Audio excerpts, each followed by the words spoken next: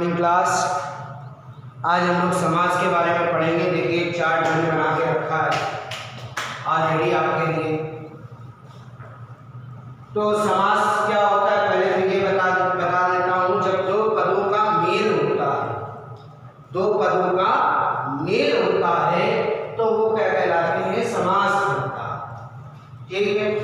अब जो दो पद होते हैं वो क्या कहलाते हैं, आपके सामासिक पद कहलाते हैं। क्या कहलाते हैं? सामासिक पद कहलाते हैं।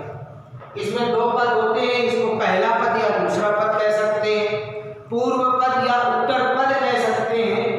ठीक है। तो इनमें इनकी प्रधानता भी देखी जाती है क्लास, और क्या हो रहा है ये भी देखा जाता है। तो समास के यहाँ पर 6 भेद दिए गए। कितने भेद दिए गए?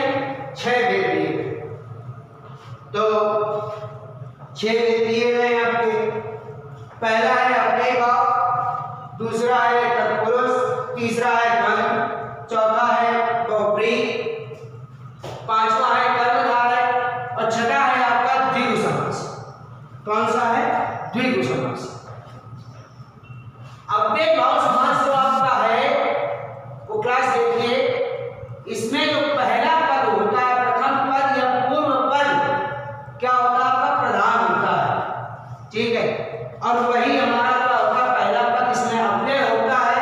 देखिए यथा अव्यय होता क्या है, पहले आप ये समझने का प्रयास करिए। अव्यय या अधिकारी शब्द जिन पर किसी भी काल कर्म वचन किसी के आधार पर कोई भी फर्क न पड़े वे क्या कहलाते हैं? अव्यय कहलाते हैं। तो यहाँ पर यथा एक अव्यय है और यही इसका क्या है? प्रधान पद होता है। इसलिए इसकी महत्ता होती है। प्रधान की मतलब क्या होगा? इसकी महत्ता है, ये इंपॉर्टेंस शो कर रहा है। तो यानी कि यथा संभव, यथा संभव, यथा धन संभव, यानी कि क्या हो गया हमारा? अव्यय भाव समास हो गया। अब आ जाते हैं तत्पुरुष समास में।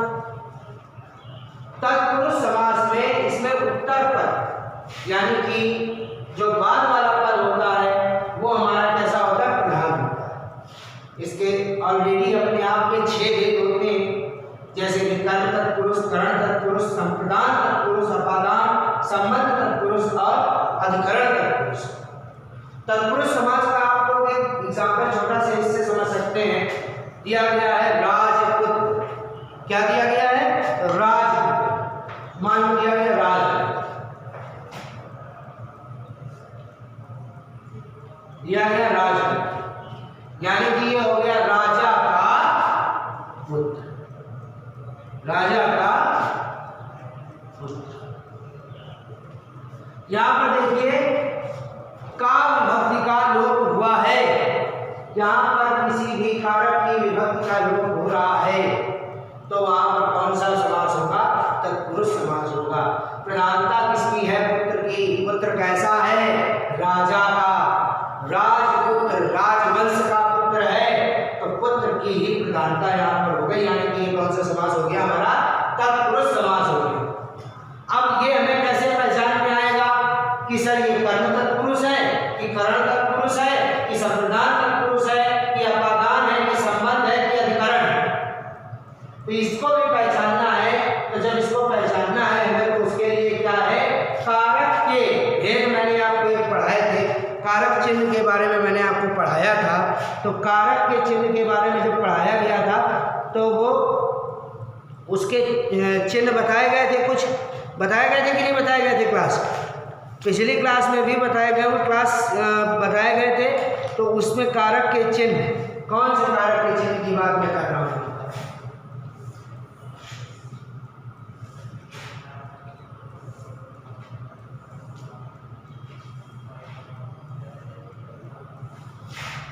देखिए कारक का नाम मैं लिख रहा हूं यहां पर हूं कर्ता। इसमें विभक्ति कौन सी थी? ने। कर्म को करण से के द्वारा। और कौन सी विभक्ति आ गई? संप्रदान।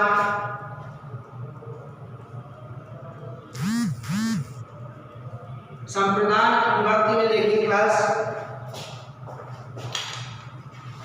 संप्रदान में आपका आता है को, के लिए। अपादान में देखिए क्या आता है क्लास,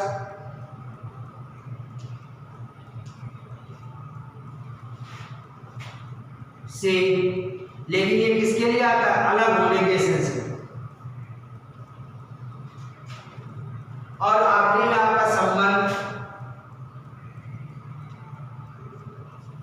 संबंध कारक की क्या है, विभक्ति का, के,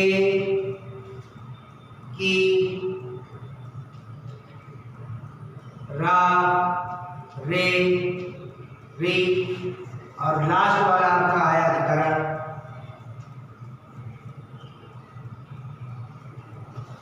अधिकरण कारक में आपका आता है मेल पर।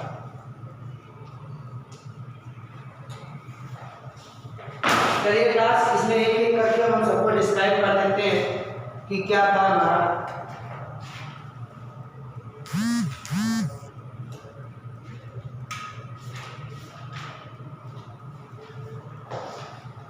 देखिए क्लास, जो आपका कर्म तत्पुरुष था, इसमें पहला पद जो होता है कर्म कारक होता है, कर्म की विभक्ति को का लोप होता है, कर्म की विभक्ति को का लोप होता है। जैसे कि इसका एग्जांपल आप समझ लीजिए, स्वर्ग प्राप्त, तो स्वर्ग को प्राप्त, इसमें कोई विभक्ति का लोप हुआ है तो यहाँ पर कौन सा समास हो गया, कर्म तत्पुरुष समास हो गया।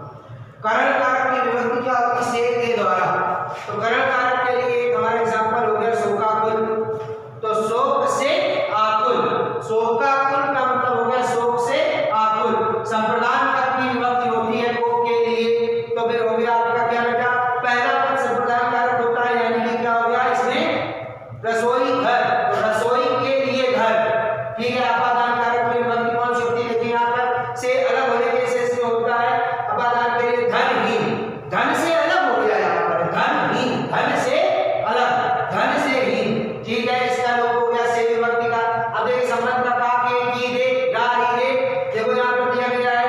अब कौन सा संबंध कारक था, तो संबंध राजा का पुत्र, राजपुत्र, राजा का पुत्र। अधिकरण कारक पर होता है मे पर, तो मे पर यानी अधिकरण का हो गया आपका रथारूढ़, रथ पर आरूढ़, अधिकरण कारक रथारूढ़ मतलब कि रथ पर आरूढ़। अब देखिए द्वंद्व समास, इसमें दोनों क्या होते हैं, एक दूसरे के विलोम शब्द लिखे होते हैं, ठीक है। और इसमें आपके क्लास दोनों पद प्रधान होते हैं, माता और माता पिता लिखा है, तो माता और पिता, मित्र शत्रु, यानी कि हो गया आपका, ठीक है, रात दिन, रात और दिन एक दूसरे के अपोजिट। बहुप्रिय समास, इसमें दोनों पद प्रधान नहीं होते, इसमें दोनों पद मिलकर कोई और ही अर्थ देते हैं। बहुप्रिय समास ये कहलाता है आपका चतुरानन, चार है आनंद जिसके, चार है मुख जिसके, यानी कि यहाँ पर अर्थ आपका आया है ब्रह्मा जी, ठीक।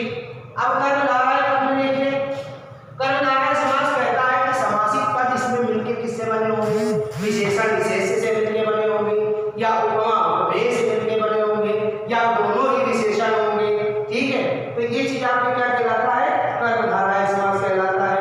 जैसे कि नीलांबर, देखिए यहाँ पर नीला है अंबर, नीला अंबर, नीला यानी कि विशेषण और विशेष से इसका क्या हो गया अंबर। एक एग्जांपल आपको दोनों विशेषण वाला देख लीजिए, लिखा है महापाप, महापाप, महान है जो पाप, यानी कि यहाँ पर भी विशेषण और विशेष का ही संबंध आ रहा है। द्विग समास तो सबसे ज्यादा आसान होता है। द्विग समास में इसमें दूसरा पद प्रधान होता है, लेकिन इसमें पहला पद कैसा होता है, संख्यावाचक होता है। कैसा होता है क्लास, संख्यावाचक समास होता है, संख्यावाचक होता है, यानी कि नवरत्न लिखा है, तो ये हो गया नव रत्नों का समूह, नव धन रत्न, नव रत्नों का समूह। अब क्लास आपको मेरे ख्याल से ये चैप्टर अच्छे से क्लियर हो गया होगा, तो इस चैप्टर में अच्छे से पढ़ लीजिएगा क्लास, देख लीजिए। इसमें आपको जो मैंने विभक्तियाँ लिखी हैं वो नहीं दिखाई पड़ रही थी, कुछ समस्या हो गई होगी, तो देख लीजिए। जो नहीं समझ में आ रहा है तो इससे देखने के बाद आपको अच्छे से समझ में आ जाएगा। मैं एक बार इसको और ज़्यादा पास से ले जाके दिखा देता हूँ आपको। कि क्या था,